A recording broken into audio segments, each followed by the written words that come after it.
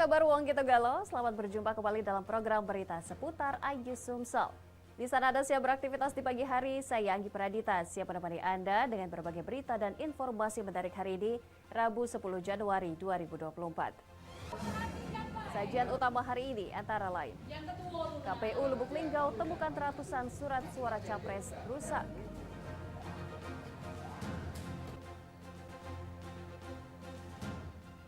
Sungai Lematang meluap, rumah warga di Pali terendam banjir.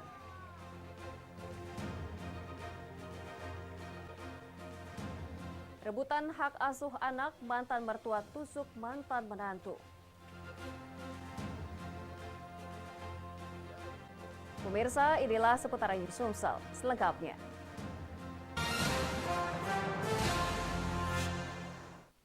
Di informasi pertama pagi ini pemirsa, Komisi Pemilihan Umum Kota Lubuk Linggau menemukan ratusan surat suara calon presiden rusak saat penyortiran dan pelipatan surat suara yang akan digunakan pada pemilu 2024. Proses pelipatan surat suara di KPU Lubuk Linggau melibatkan warga sekitar yang rumahnya dekat dengan gudang. Total jumlah suara presiden dan wakil presiden yang dilipat sebanyak 168.000 lembar melibatkan 27 petugas. Dari hasil proses sortir dan pelipatan tersebut ditemukan 202 lembar surat suara Pilpres 2024 dalam kondisi rusak karena cacat terdapat noda tinta yang mengenai nama calon presiden dan wakil presiden. Proses sortir dan pelipatan kertas suara ini diawasi oleh petugas Bawaslu dan petugas kepolisian Kota Lubuk Linggau. Selain itu, petugas yang melakukan pelipatan harus menggunakan ID card. Petugas yang melakukan pelipatan tidak dibolehkan menggunakan cincin, kukunya juga harus pendek dan tidak boleh ada alat lainnya.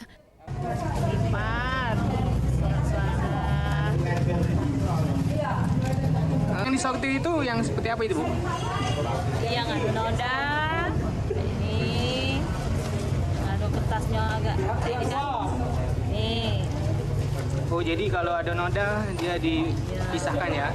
Kalau ada kertas suara yang memang ya ada mungkin tintanya atau apa nanti kan kita singkirkan terus nanti kita laporkan ke provinsi kan itu. Kalau ada temuan mungkin ada yang sobek atau mungkin ada yang yang ya pokoknya ada kerusakan lah. Ada kerusakan dari itu nanti kita sampaikan ke provinsi, kita laporkan. Nanti kita singkirkan itu. Jumlah petugas pelipatnya. Petugas pelipatannya untuk sementara itu kalau nggak salah tadi sekitar 27, nggak tahu kalau nanti ada penambahan kita menyesuaikan lagi kan nanti kalau seandainya. Surat suara lainnya seperti DPRD Provinsi, DPR RI, dan DPRD Kota Lubuk Linggau saat ini dalam proses perjalanan pengiriman dari percetakan ke KPU Lubuk Linggau. Dari Lubuk Linggau, Sudirman Ainjus melaporkan. Sementara itu, KPU Kota Palembang mulai melakukan pelipatan surat suara dengan melibatkan 150 orang dari masyarakat. Pelipatan surat suara dilakukan selama 3 hari. Setelah sebelumnya menerima surat suara dan daftar calon tetap atau DCT, serta DPC atau daftar pasangan calon, KPU Kota Palembang melakukan pelipatan surat suara dengan melibatkan 150 warga masyarakat. Petugas pelipat surat suara terlebih dahulu diperiksa dan meninggalkan barang bawaannya. Untuk menghindari kesalahan saat melakukan pelipatan surat suara, pelipatan surat suara rencananya dilakukan selama 3 hari. Untuk memastikan proses pelipatan surat suara berjalan sesuai dengan yang diinginkan, Bawaslu Kota Palembang menurunkan timnya untuk melakukan pengawasan. Itu sampai tanggal 20, tapi untuk setiap surat suara itu kami mengambil estimasi waktu itu 3 hari. Karena hitungan 3 hari itu cukup untuk kami Kota Palembang. Tugas berapa? Seluruhnya dengan hitungan 150 peserta pelipat. Mungkin menurut kami dari Bawaslu, kerawanan sudah diminimalisir oleh para kepolisian dan KPU karena para peserta pelipat ini itu sudah diperiksa, tidak boleh membawa apa-apa kecuali membawa diri sendiri. Menurut kami itu sudah sangat ketat dan sangat pas. KPU menargetkan setiap peserta pelipat surat suara dapat melipat 3.000 surat suara dalam 3 hari. Dari Palembang, Bambang Irawan, Aijus, laporkan. Pemirsa, setelah kedatangan logistik surat suara sesuai tahapan Komisi Pemilihan Umum Kabupaten Muara Enim mulai melakukan penyortiran dan pelipatan surat suara pemilihan presiden dan wakil presiden. Aktivitas kegiatan penyelenggaraan pemilu di gudang logistik pemilu Kabupaten Muara Enim mulai bergeliat.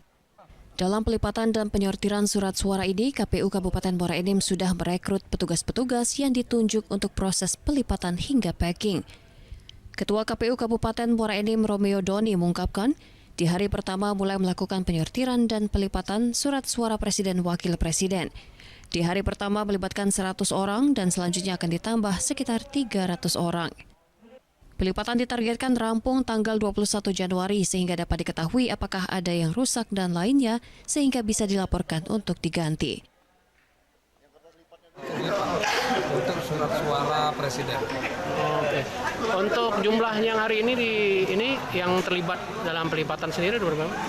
Di hari pertama ini karena kita juga kan ada surat suara yang akan datang masuk ke KPU Kabupaten Muara Enim. Jadi hari ini kita libatkan 100 tenaga sortir lipat untuk melipat surat suara presiden. Kalau besok mungkin kita sudah kekuatan full sekitar 260 sampai 300 orang pelipat. Pertama ini ikut pelipatan ya? Pertama ya? Informasinya kemarin dapat dari siapa informasi untuk ada ajaan pelipatan dan sortir ini?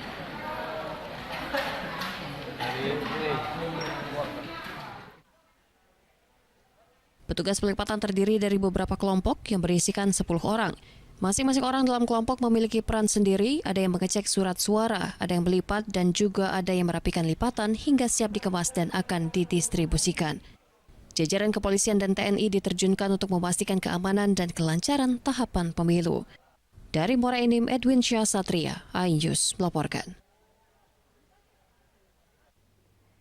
Di informasi lainnya pemirsa, penjabat Bupati Musi Banyu Asin Apriyadi Mahmud bersama Ketua TPPKK Musi Banyu Asin Asnan Aini dan Dim 0401 Letkol Infanteri Eri Duyanto serta pelaksana tugas Sekretaris Daerah Musti Wijaya menyambut kehadiran Komandan Pangdam 2 Sriwijaya, Majen TNI Yanuar Adil beserta rombongan di Guest House Kriya Bumi Serasan Sekate. Kunjungan kerja Pangdam 2 Sriwijaya ke Musi Banyu Asin dan pertemuan itu merupakan salah satu langkah strategis untuk meningkatkan koordinasi dan menjaga kekompakan lintas sektor demi mewujudkan pembangunan serta menjaga kondusivitas dan meningkatkan kesejahteraan masyarakat terkhusus di Kabupaten Musi Banyu Asin. Kunjungan Pangdam 2 Sriwijaya juga adanya kerjasama dan kolaborasi yang baik dengan seluruh stakeholder. Diharapkan juga berbagai isu utama yang saat ini masih menjadi fokus pemerintah bisa teratasi secara optimal, yakni penanganan stunting dan menjaga netralitas dan keamanan menjelang Pilpres 2024. Selain itu, Pangdam 2 Sriwijaya meminta agar prajurit TNI supaya menjaga pengamanan pelaksanaan Pilpres membantu pihak Polri.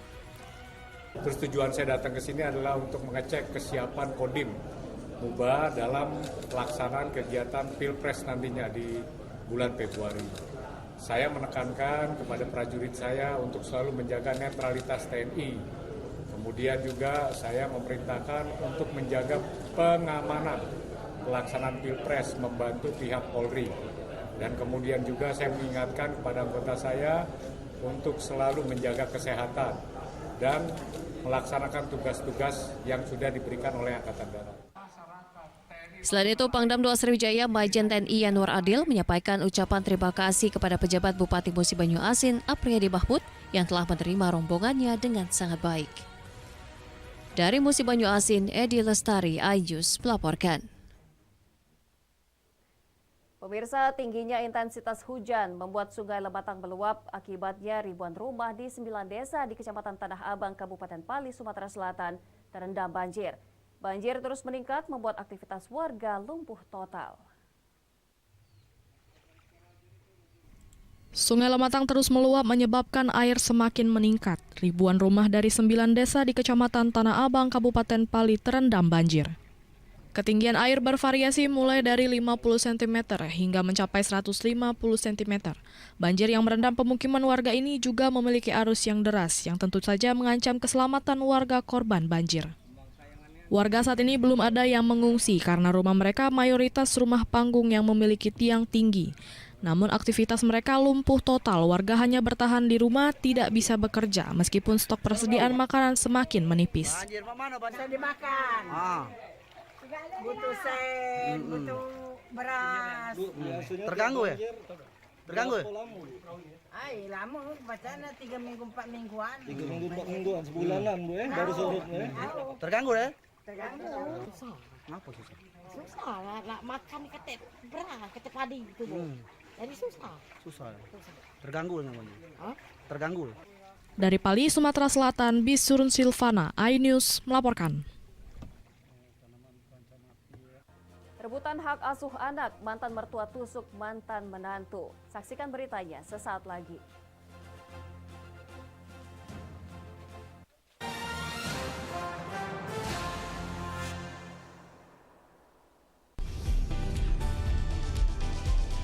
Atika Hasiholan yang lagi seneng banget karena ibunda Ratna Sarumpait akhirnya bebas bersyarat. Kali ini Ruben akan melaporkan oknum yang dianggap menghina Betan dan Thalia Onsu. Digelar di kediaman Jennifer, pasangan ini sampai merogoh kocek ratusan juta rupiah demi menggelar pesta meriah.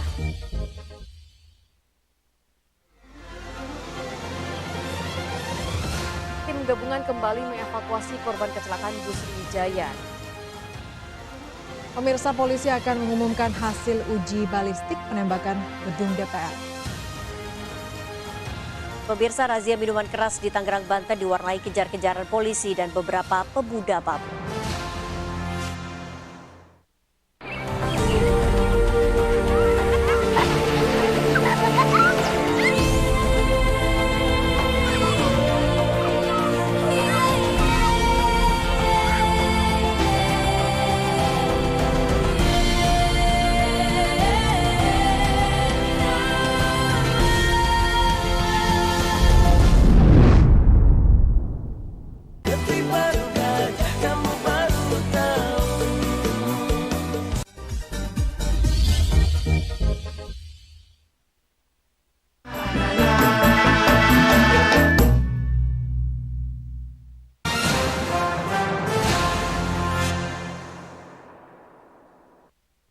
Pemirsa, terima kasih Anda masih bersama kami dalam Seputar Aju Sumsel.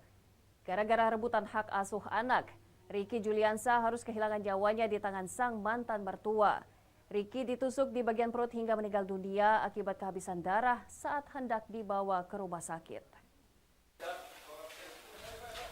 Nasib tragis dialami seorang pemuda bernama Ricky Juliansyah. Saat hendak mengambil anaknya dari sang mantan istri, terjadi pertengkaran antara mereka. Sang mantan mertua yang melihat korban Ricky nampak marah-marah terhadap anaknya, naik pitam dan kemudian menusukkan pisau sepanjang 30 cm ke arah perut korban. Akibatnya korban yang sadar kalau dirinya ditusuk langsung mundur dan kemudian meminta pertolongan warga sekitar. Warga yang melihat Ricky banyak mengeluarkan darah langsung membawa ke Rumah Sakit Umum Muara Enim. Namun naas karena sudah terlalu banyak mengeluarkan darah, Ricky harus kehilangan nyawanya. Pihak kepolisian yang mendapat informasi telah terjadi peristiwa penganiayaan langsung mendatangi TKP. Selanjutnya polisi mengamankan TKP dan memburu pelaku yang memang sudah diketahui identitasnya. Tak butuh waktu lama, polisi akhirnya berhasil menangkap pelaku beserta barang bukti.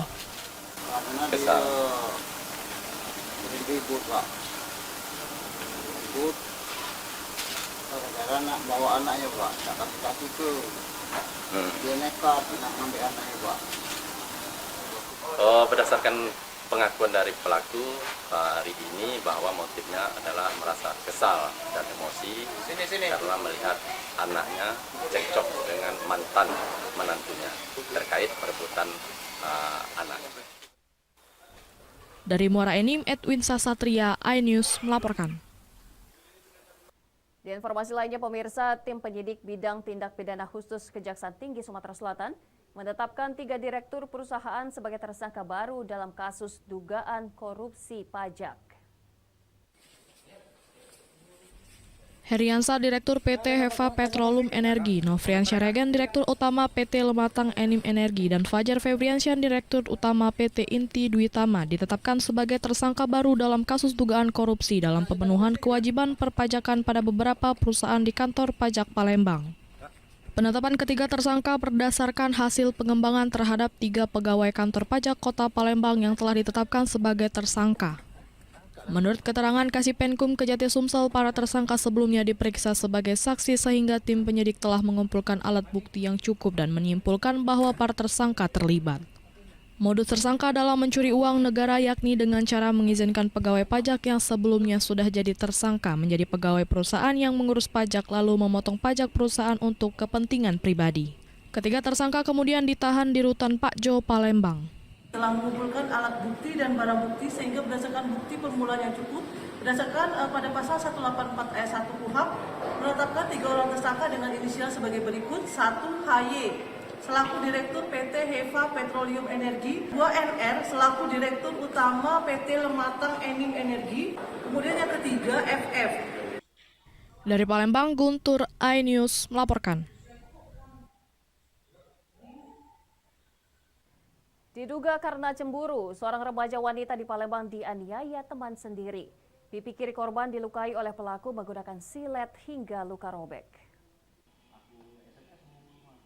Seorang remaja wanita berinisial ND melaporkan temannya sendiri berinisial VN ke sentra kepolisian Polres Sabes Palembang atas kasus penganiayaan yang dialaminya.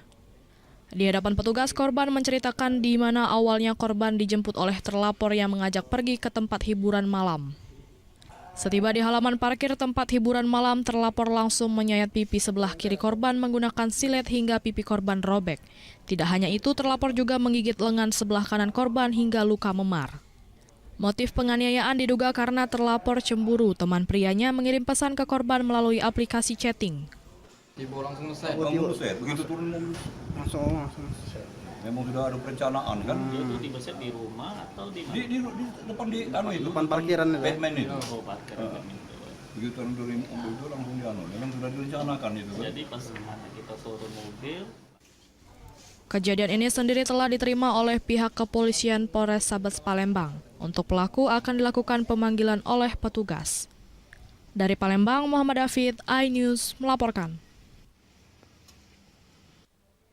Pemirsa, demikian sajian seputar iNews Sumsel hari ini. Terus saksikan program seputar iNews Sumsel setiap Senin hingga Rabu pukul 5.30 pagi waktu Indonesia Barat. Saya Anggi Pradita, sampai jumpa.